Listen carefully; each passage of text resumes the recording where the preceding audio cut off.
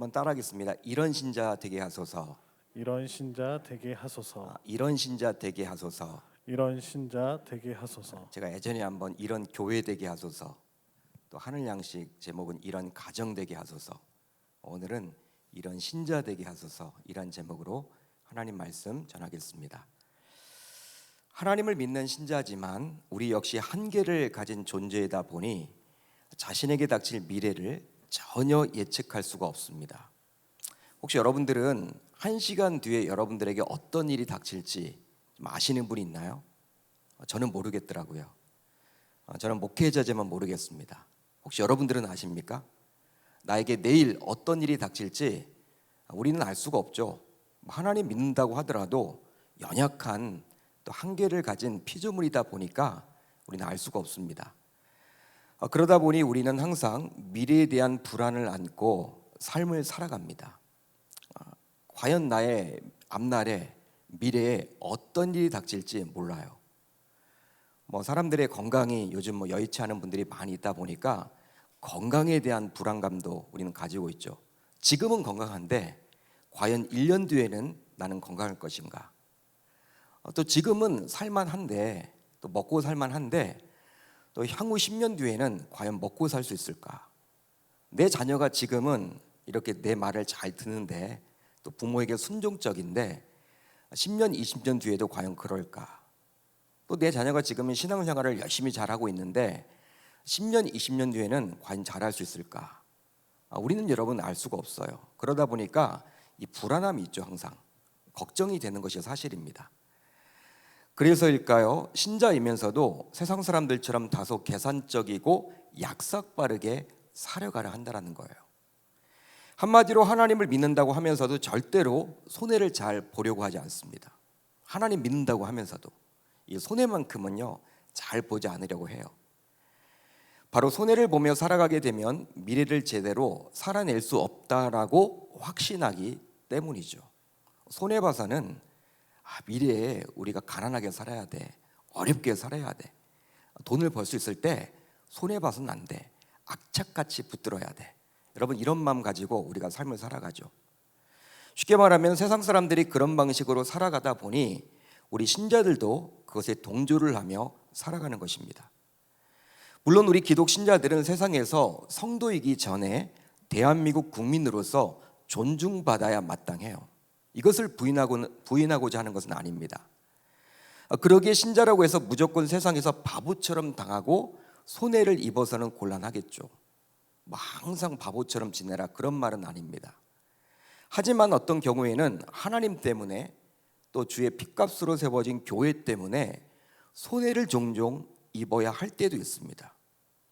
예수 믿는 것 때문에 손해 볼 수도 있어요. 또 하나님의 이름이 땅에 떨어지지 않기 위해서는 내가 밖에 나가서 덕을 끼치다 보면요, 또 그것 때문에 손해를 입을 수밖에 없을 때도 있습니다. 저 같은 경우에는 목회자잖아요.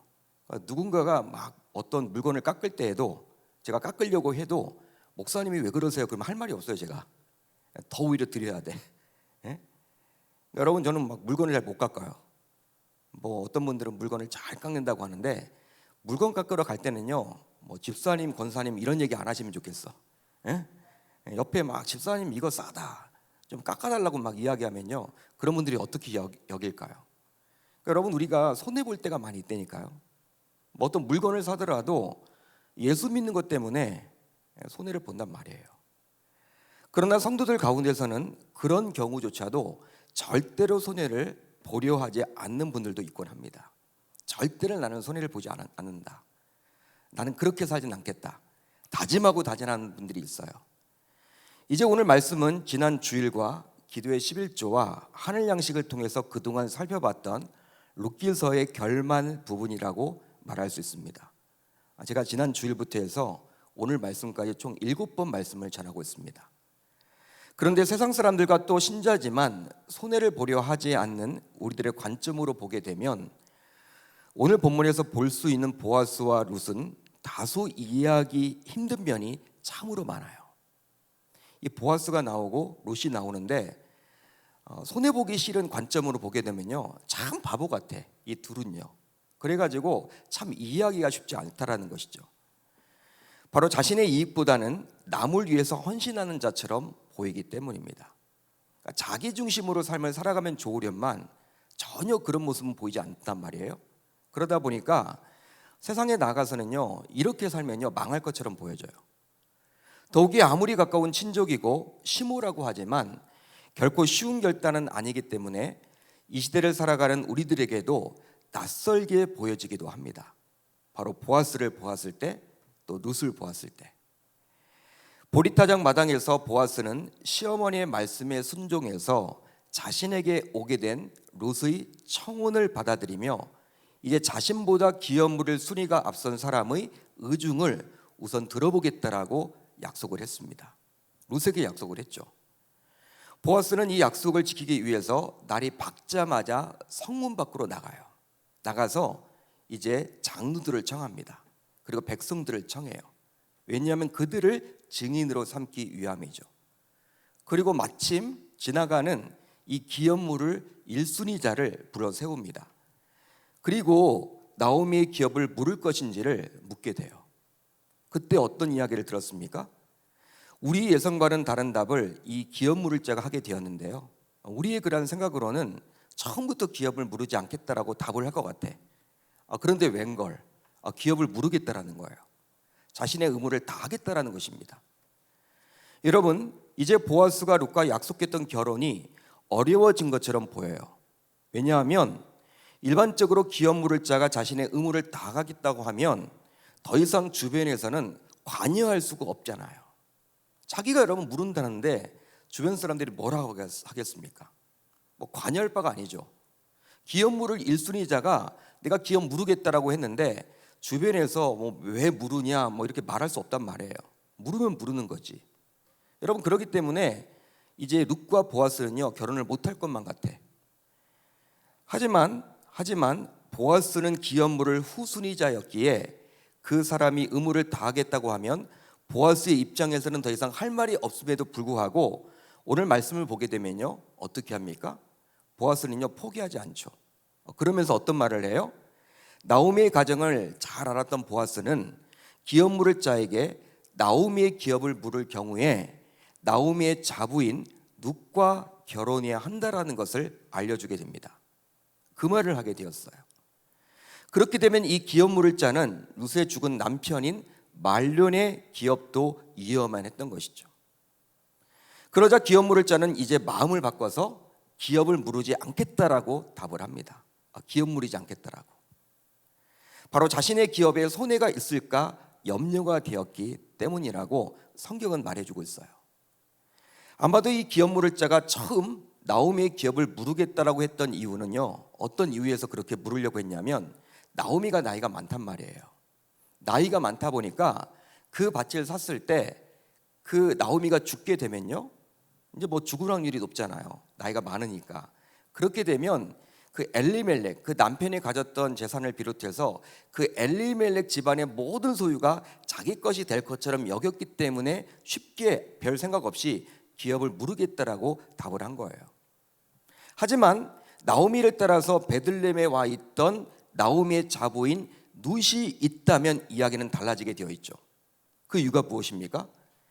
바로 룻과 결혼해서 아들을 낳게 되면 그 아들이 바로 룻의 죽은 남편인 말론의 기업을 이어야만 했기 때문입니다.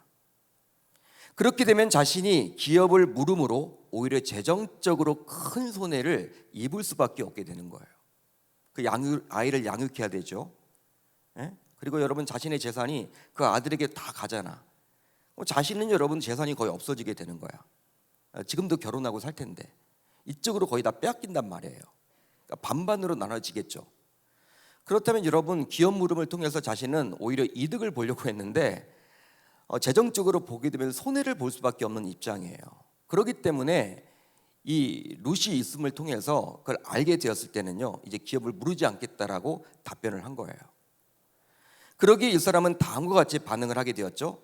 그 기업 물을 자가 이르되 나는 내 기업에 손해가 있을까 하여 나를 위하여 물으지 못하노니 내가 물을 것을 내가 물으라. 나는 물으지 못하겠노라 하는지라. 자, 여러분, 이 구절을 잘 보세요. 기업 물을 자는 나는 내 기업에 손해가 있을까 하여 나를 위하여 무르지 못하노니. 여러분, 기업 물음의 목적이 누구 때문에 물으려고 했던 것을 알 수 있습니까? 자기 자신을 위해서. 그러니까 기업 물음의 목적이 자기 자신 때문에 물으려고 했음을 이 사람은 은연중에 지금 비춰주고 있죠. 하지만 한번 곰곰이 생각을 해보세요, 여러분. 당시 유대인들은 아무리 사사시대라 하더라도 어릴 적부터 모세오경을 비롯한 율법을 배워왔기에 이 기업 물음이 과연 무엇 때문에 하나님께서 유대인들로 하여금 시행토록 했는지에 대해서 모르지 않았습니다. 그렇다면 하나님께서는 왜 율법서에 기업 물음을 이야기해주고 있는 것일까요? 여러분, 기업 물음이 무엇입니까? 친족이 죽었을 때 여러분 그 기업 물어주는 거잖아요. 친족이 여러분 노예로 끌려가게 되었을 때 여러분 대신 갚아주는 거잖아요. 끌려가지 못하도록 해주는 거잖아요. 한마디로 가까운 친족을 위해서 자신을 희생하는 거예요. 자신이 손해보는 거예요. 가족을 위해서 자신이 그렇게 해야 된다는 거예요. 가족의 개념을 떠나서 친족까지도 그렇게 연결 짓는 것이죠. 여러분, 그렇기 때문에 이들은요 어릴 적부터 모세오경을 비롯해서 율법을 잘 배워왔기 때문에 이 기업 물음의 목적이 과연 무엇인지에 대해서 모르지 않았다는 것이죠. 실제로 기업 물음은 오로지 자기 자신만을 위한 제도는 아닙니다. 여러분 잘 들으세요. 자기 자신만을 위한 제도는 아니라는 거예요. 바로 가족 공동체를 넘어 하나님의 선민인 유대 공동체에 이익을 주기 위함이죠. 하나님이 그것 때문에 만들어 주신 거예요. 즉 가까운 친족이 기업을 물음으로 하나님의 선민인 이스라엘이 망하지 않고 지속되기를 원하셨다는 것이죠. 아들을 낳지 못하고 죽었다? 여러분 이제 대가 끊기는 거잖아. 그런데 친족이 와서 물러줌으로 그게 여러분 연결되는 거예요. 그렇게 되면요 그 가족뿐만 아니라 이스라엘 공동체가 살아갈 수 있게 되는 것이죠.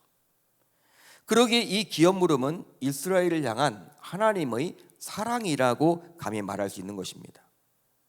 하나님의 여러분 배려예요. 하나님의 은혜예요. 하나님의 사랑의 마음이 거기에 담겨져 있는 것이죠.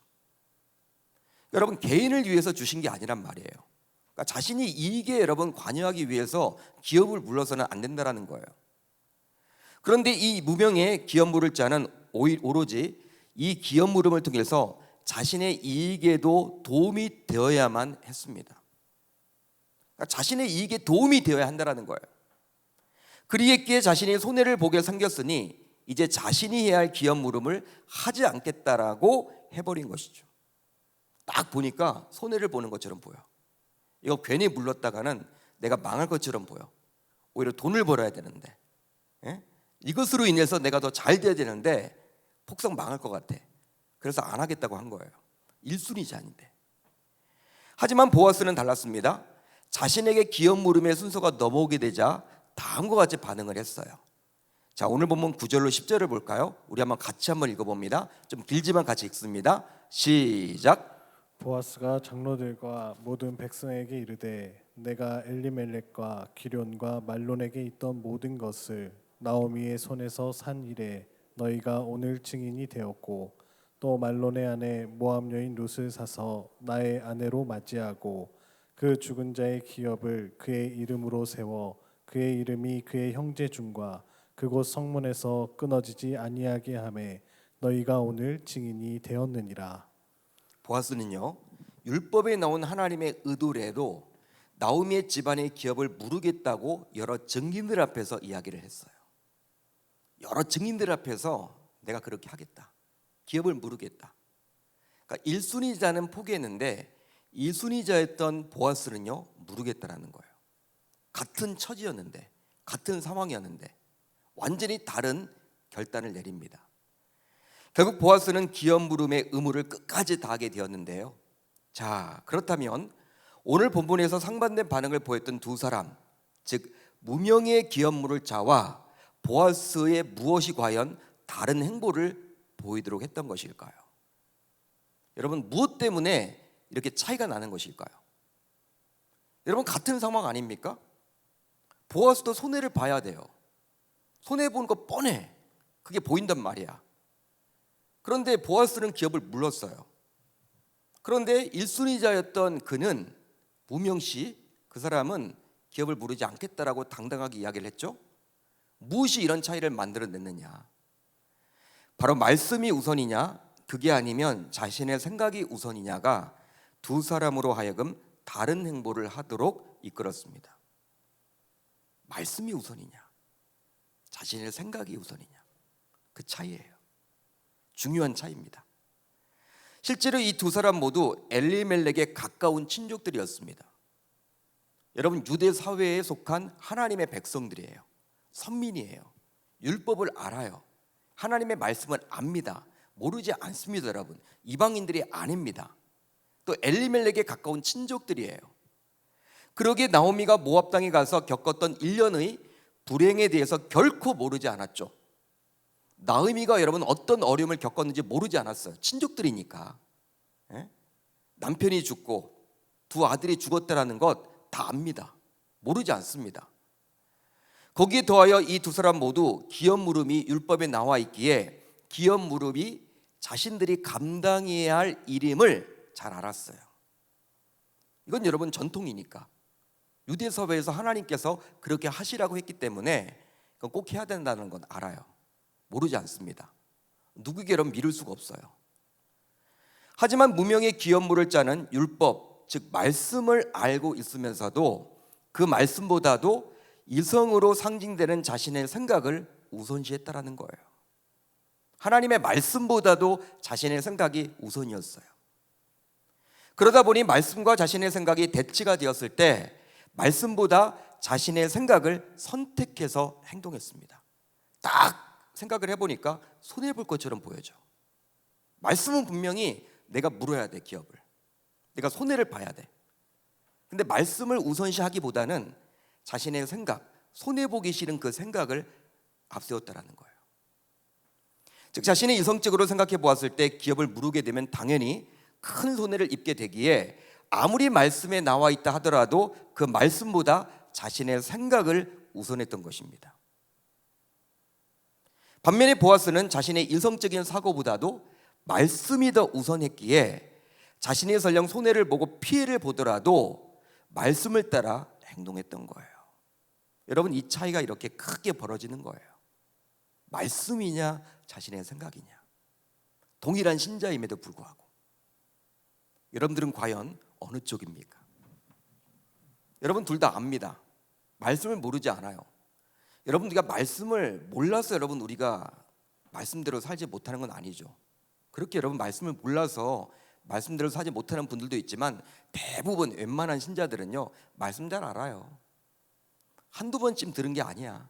다 알아요. 여러분들 모르지 않습니다.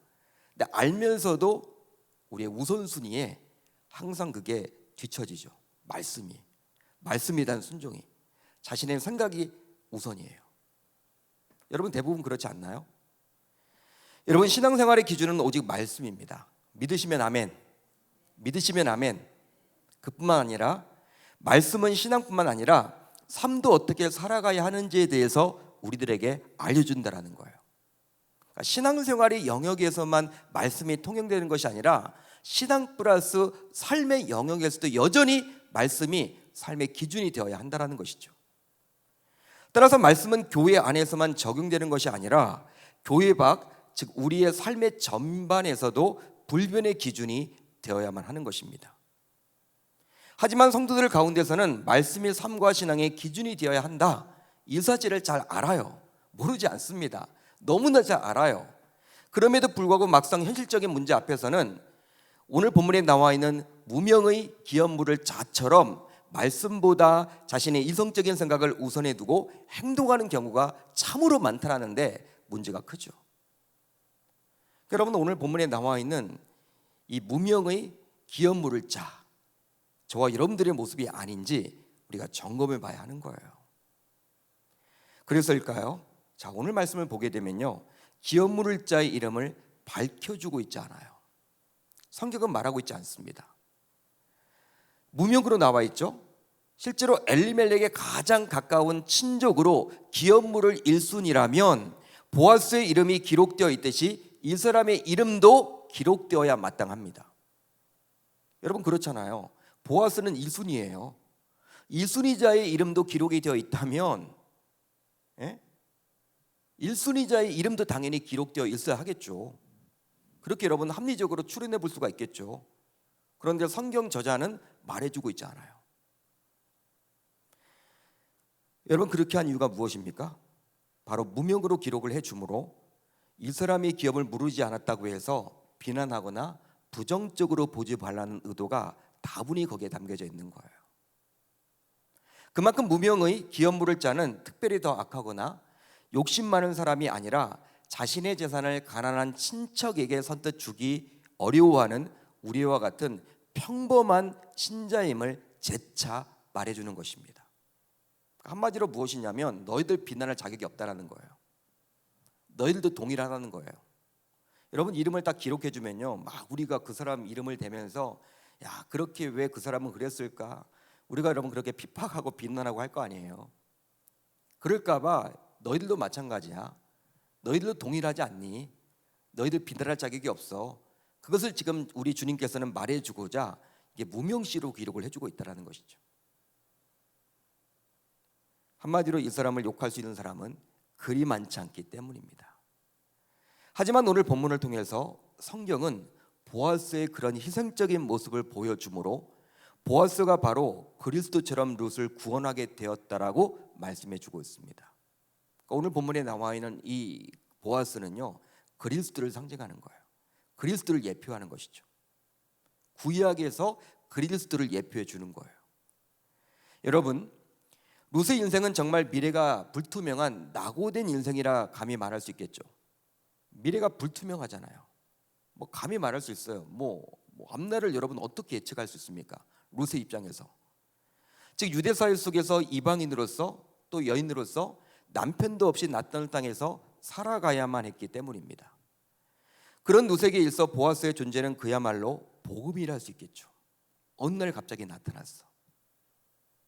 따라서 보아스는 정말 많은 것을 손해본 사람처럼 보이나 결과적으로 그리스도의 계보에 오르는 하나님의 영예를 얻게 되었다라는 사실입니다. 할렐루야, 할렐루야. 그런데요, 자 오늘 말씀 보게 되면요, 이런 보아스처럼 계산적이지 않고 상식적인 순종을 뛰어넘는, 즉 자신의 인생보다도 오로지 피가 섞이지도 않은 시어머니를 위해서 희생했던 한 사람을 또 만나볼 수가 있어요. 그러니까 오늘 말씀을 보게 되면요, 두 종류의 사람을 지금 계속 비교를 해주고 있어요. 바로 무명의 기업 물을 자와 보아스. 또 한 사람은 뭡니까? 바로 이 두 자부 가운데 한 사람이었던 이 오르바와 룻을 지금 비교를 해주고 있죠. 그러니까 두 종류의 사람을 지금 비교를 해주고 있어요. 바로 여러분들 그 사람이 룻이죠. 시어머니를 위해서 자신의 모든 것들을 희생했던 사람이 바로 누구였습니까? 룻이었다라는 거예요. 시어머니는요 피가 섞여 있지 않아요. 뭐 엘리멜렉은 그래도 엘리멜렉의 먼 친척이었던 이 보아스는 엘리멜렉과 피가 섞여 있다라고 볼 수 있겠죠. 그러니까 여러분 기업 물음 할 수 있다라고 봅니다. 실질적으로 또 성경 말씀에 나와 있는, 율법에 나와 있는 하나님의 말씀이기 때문에 여러분 그 보아스가 그 말씀을 따르고자 그렇게 했다라고 여길 수가 있어요. 그렇지만 이방 여인인 룻이 시어머니를 위해서 희생한다? 쉬운 일 아닙니다, 여러분. 절대 쉬운 일 아닙니다. 실제로 나오미는 모압에서 베들레헴으로 10년 만에 돌아가면서 자부였던 오르바와 룻에게 모두 친정으로 돌아가라고 명하셨어요. 청했습니다. 야 너희들 돌아가라. 나 따라오지 마. 나 따라가면 너희들 힘들게 돼. 내가 가는 곳은 이방 땅이야. 너희들에게 있어서는 이방 땅이야. 베들레헴이란 곳은 시골 마을이고 또 그곳에 사는 유대인들은 너희 모압 사람들을 악한 자라고 여기는 사람들이야. 가면 너희들 힘들어. 나 따라오지 말고 친정으로 돌아가서 제가 해라. 여러분 두 자부에게 그렇게 이야기를 했어요. 하지만 오르바는 거듭된 나오미의 요구에 어떻게 했습니까? 상식선에서 반응하며 나오미의 뜻을 따라 친정으로 돌아갔습니다. 처음에는요 따라갔죠. 오르바도 당연히 시어머니를 따라갔어요. 그렇지만 시어머니가 계속해서 너 돌아가라 하니까요 상식선에서 그냥 이제 그 시어머니의 요구를 들어줘요. 그래서 친정으로 돌아가 버렸습니다. 하지만 룻은 오르바와 달리 상식을 뛰어넘는 희생을 선택해서 나오미를 끝까지 따라갔죠. 그러니까 상식을 따라가느냐, 상식을 뛰어넘는 희생을 따라가느냐. 그러나 룻의 입장에서는 자신이 한 결단 때문에 엄청난 손해를 봐야만 했습니다. 바로 그동안 익숙했던 것들과의 단절을 경험해야만 했죠. 여러분, 모압에서 살면요, 자기는 편해요. 자기는 말도 통해, 음식도 맞아, 지리도 잘 알아. 여러분, 잘 살기가 여러분 좋은 거예요. 그렇지만 이제 베들레헴으로 가게 되면요, 자기는 정말 꼬이는 인생이 되는 거예요. 이제 어떻게 될지 몰라요. 특별히 아직 젊기 때문에 친정으로 돌아가서 새 출발해서 행복하게 살아가면요, 자신이 끼니 걱정을 하지 않아도 돼요. 남편이 여러분 자기 이제 먹이겠죠. 자기가 가정 역할을 하지 않아도 돼요. 여러분, 그렇기 때문에 더 이상 자신이 먹고 살아가야 될 것 책임지지 않아도 됩니다. 고대 사회 속에서. 여러분, 지금도 먹고 사는 문제가 가장 힘들죠. 여러분, 이 가장이 여러분 왜 가장에 무기가 있습니까? 가족들을 부양해야 되잖아요. 그것 때문에 힘들잖아요.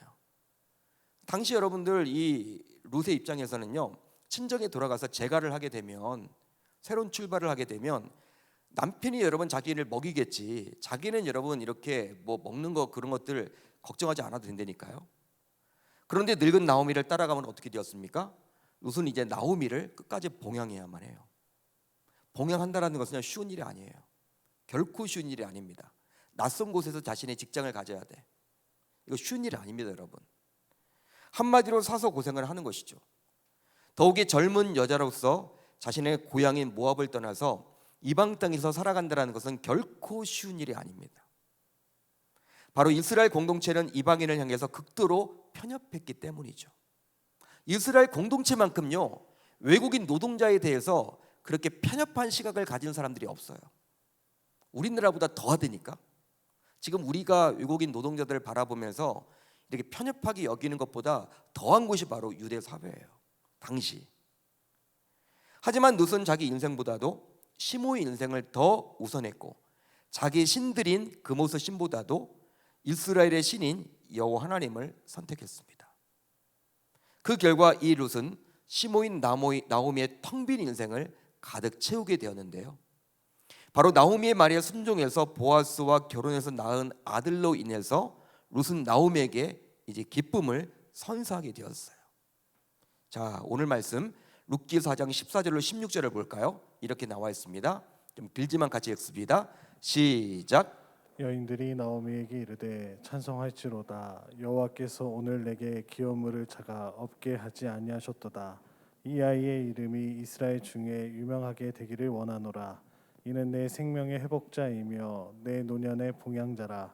곧 너를 사랑하며 일곱 아들보다 귀한 내 며느리가 낳은 자로다 하니라. 나오미가 아기를 받아 품에 품고 그의 양육자가 되니.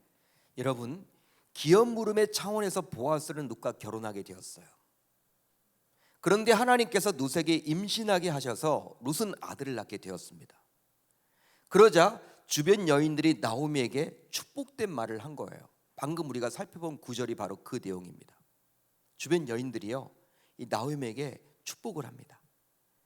바로 이 아이의 이름이 이스라엘 중에 유명하게 되기를 원하노라.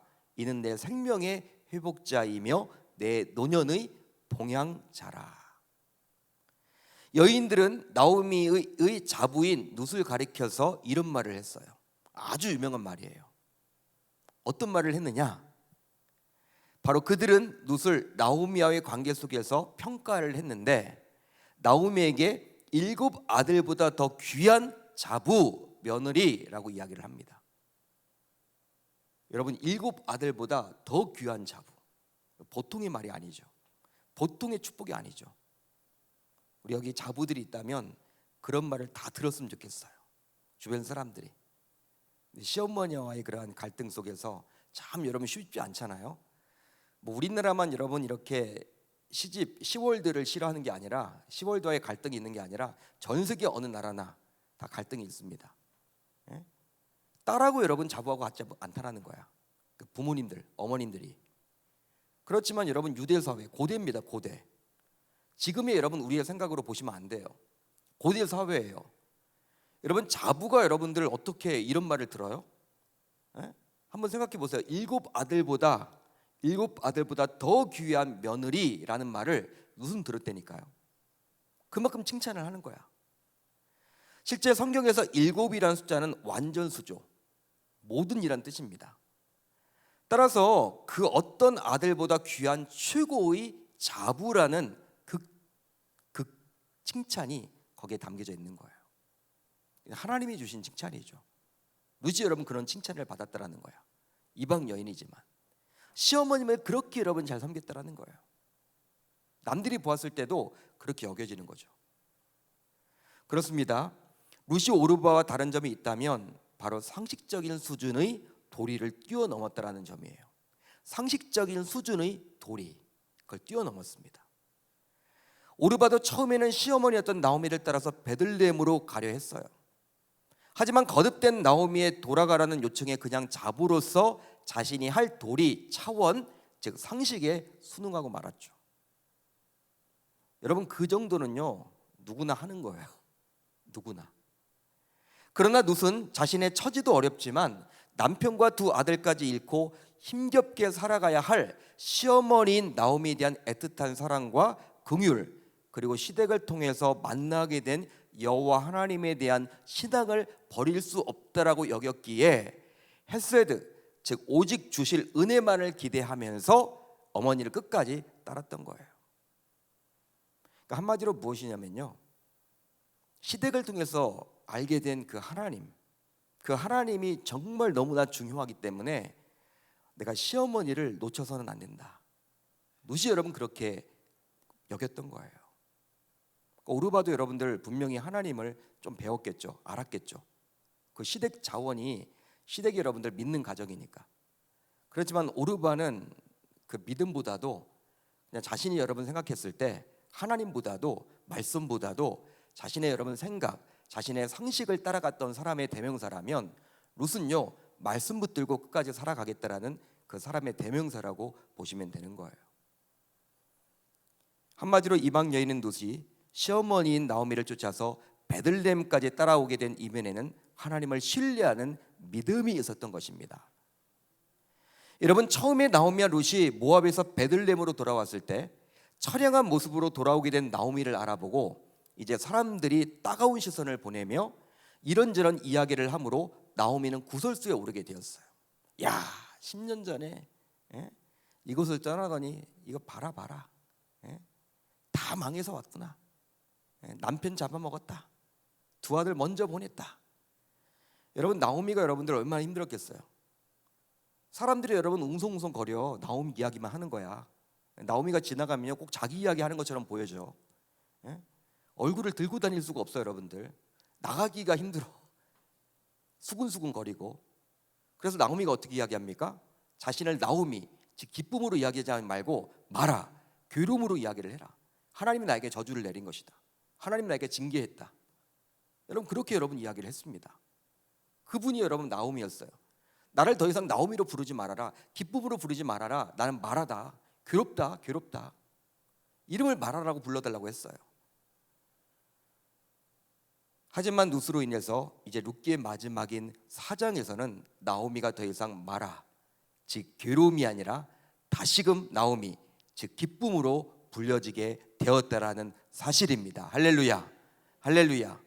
여인들이 여러분 그렇게 축복을 막 하죠. 야, 너 대단하다. 기쁘다. 그렇습니다. 이방 여인의 시모를 향한 계산하지 않은 순수한 헤세드가 한 여인을 살리고 한 가문을 살림으로 결과적으로 그리스도의 계보에 오르는 영광을 누리게 되었다라는 거예요. 여러분 가족의 이야기지만 이게 점점 커져 나가서 공동체 이야기로 발전하게 되고 이제 그리스도의 계보에 이르는 지금까지 저와 여러분들이 알고 있는 그 룻의 이야기까지 발전하게 되었다라는 사실이에요. 시어머니에게 여러분 그렇게 순종하고 희생했더니 그렇게 하나님이 알아주셨다라는 것이죠. 사람들은 알아주지 않더라도 후대에서 보게 되면 하나님이 그렇게 높여주셨다라는 거예요. 여러분 오르바와 무명의 기업 물을 자는 자신의 미래에 어떤 축복이 주어질지를 보지 못하고 그냥 자신의 이성적인 사고 안에서 결정을 하고 판단하고 계산해 버렸습니다. 하지만 룻과 보아스는 달랐죠. 바로 시댁을 통해서 하나님을 믿은 지 얼마 되지는 않았지만 그 하나님을 신뢰했기에 그 하나님께서 은혜를 주실 것이라는 확신 속에서 룻은 나오미를 따랐습니다. 또 보아스는 상식적으로는 손해볼 것이 뻔하지만 기업 무릎이 말씀에 나와 있기 때문에 그 말씀대로 순종한 것뿐이에요. 여러분, 오르바 무명의 기업 물을 자 역시 불신자라고 말할 수는 없습니다. 무명의 기업 물을 자와 오르바 역시 불신자는 아니에요. 바로 룻과 보아스와 마찬가지로 신자라 감히 말할 수 있겠죠. 하나님을 모르진 않았습니다. 그들도. 하지만 분명한 차이가 났습니다. 따라서 신자라고 해서 다 같은 신자가 아니라는 사실을 저와 여러분들은 이 시간 깨달아야만 하는 거예요. 그러니까 같은 교회를 다닌다 하더라도 동일한 신앙의 수준에 오르지는 못한다는 사실이에요. 같은 말씀을 들어도 한 목사님 밑에서 같은 제자 훈련을 받더라도 같은 설교 말씀을 듣더라도 동일한 신자의 수준에 오르지 못한다는 거예요. 자, 그렇다면 우리는 어떻게 해야 신자다운 신자로서 이제 살아갈 수 있을까요?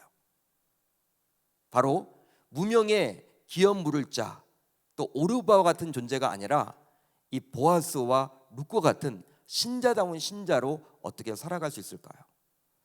바로 자신의 지정의를 모두 말씀 앞에 굴복시키는 훈련을 철저히 해야 하는 것입니다. 믿으시면 아멘. 믿으시면 아멘. 다소 이해가 되지 않더라도 하나님의 말씀이라면 순종하려고 몸부림치셔야 돼요. 순종해 보셔야 되는 거예요. 말씀이니까. 하지만 아무리 우리가 노력을 한다고 해도 우리의 의지만으로는 그렇게 할 수가 없겠죠. 여러분, 아무리 의지를 해도 내가 말씀대로 살려고 몸부림친다 해도 여러분 그게 순종이 잘 안 돼. 실제 삶에서는. 따라서 성령 하나님의 도우심이 반드시 필요합니다. 하나님께 여러분 간구하셔야 돼요. 하나님 은혜를 베풀어 주시고 말씀대로 순종해서 살아갈 힘을 달라고, 능력 달라고, 성령 하나님의 도우심이 필요하다라고, 보이사 성령 하나님의 은혜가 필요하다고 우리는 간절히 매달려야 하는 것입니다. 우리가 주일날 말씀을 들어요. 또 금요성령 집회 말씀을 듣습니다. 아, 은혜 받았다. 그걸로 끝이면 안 돼요, 여러분. 그걸 붙들고 여러분 어떤 기도를 하셔야 돼요? 아, 오늘 목사님 말씀을 통해서 하나님의 음성을 들었습니다. 하나님의 말씀을 받았습니다. 이제 이 말씀을 가지고 삶을 살아내야 할 텐데 참 쉽지 않습니다. 내 의지만으로는 불가능합니다. 하나님, 성령 하나님께서 나를 도우사 은혜를 베풀어 주셔서 그 말씀대로 순종할 수 있도록 힘을 달라고 간절히 기도할 수 있어야 하는 거예요. 여러분, 그런 기도가 정말 필요한 거예요. 그러니까 우리가 여러분 금요성령 집회에 말씀이 꼭 들어가잖아요. 새벽 기도에 나와서 여러분 기도만 하지 않잖아요. 왜 말씀을 듣습니까? 말씀을 붙들고 우리가 기도하자는 거예요. 말씀을 붙잡고 여러분 그 말씀이 정말 은혜가 된다면 이제 그 말씀을 내가 깨닫고 하나님께 간구하는 거죠. 그 말씀에 순종할 힘을 달라고. 그럴 때 아무리 자신의 이성적인 사고로 이해가 잘 되지 않더라도 성령 하나님께 우리가 간구하기만 한다면 하나님의 말씀이면 이제 우선적으로 순종할 수 있게 되는 것입니다. 이제 말씀을 정리하겠습니다. 진정한 신자가 된다라는 것은 단순히 주일에 교회만 다닌다고 해서 되는 것은 아니에요. 여러분, 주일에 교회만 다닌다라는 것 진정한 신자가 되는 것 아닙니다. 주일에 교회 다니는 것은 신자로서 해야 할 여러 가지 중 우선 눈에 띄는 한 가지일 뿐이에요. 여러분들이 교회 다니는 것으로 내가 신자의 여러분 모든 것을 한다라고 착각하지 마세요. 바로 오늘 말씀에 나온 무명의 기업 물을 자와 오르바가 아니라 실제 기업을 물은 보아스와 룻처럼 자신을 희생하고 손해를 보면서도 진리인 하나님의 말씀과 은혜를 붙들고 삶을 살아가야 할 줄 우리 주님의 이름으로 축원합니다. 축원합니다. 그것이 바로 신자다운 신자가 되는 길입니다. 여러분, 이제 말씀을 정리합니다. 오늘 말씀은 두 종류의 여러분 신자들을 그려주고 있어요. 여러분들은 현재 무명의 기업 물을 자와 오르바에 속한 사람들입니까? 아니면 보아스와 룻에 속해 있습니까? 여러분 자신의 양심에 여러분 손을 얹고 가슴에 손을 얹고 여러분 한번 자신의 그러한 삶 또 신앙을 점검해 보세요. 나는 과연 어떤 쪽이냐? 하나님의 말씀보다, 하나님의 은혜보다, 하나님 자신보다, 진리인 그분보다 내 생각이 먼저이지 않나? 내 상식이 먼저이지 않나? 세상 사람들이 여러분 이야기하는 것이 먼저이지 않았나? 그렇다면 우리는 그것을 따라갔다면 우리는 오르바 다를 바가 없고 무명의 기업 물을 자와 다를 바가 없다라는 사실이에요. 이제 그런 삶은 청산하고 저 여러분들 모두 이제부터는 오늘 본문에 나와 있듯이 이 보아스와 같이 또 룻처럼 하나님의 말씀이기 때문에 또 하나님을 내가 섬겨야 하기 때문에 시어머니를 선택하겠다라는 여러분 그런 믿음을 가지고 나아가는 저와 여러분들이 다 되시기를 이 밤 축원합니다. 그런 은혜가 있기를 우리 주님의 이름으로 축원합니다.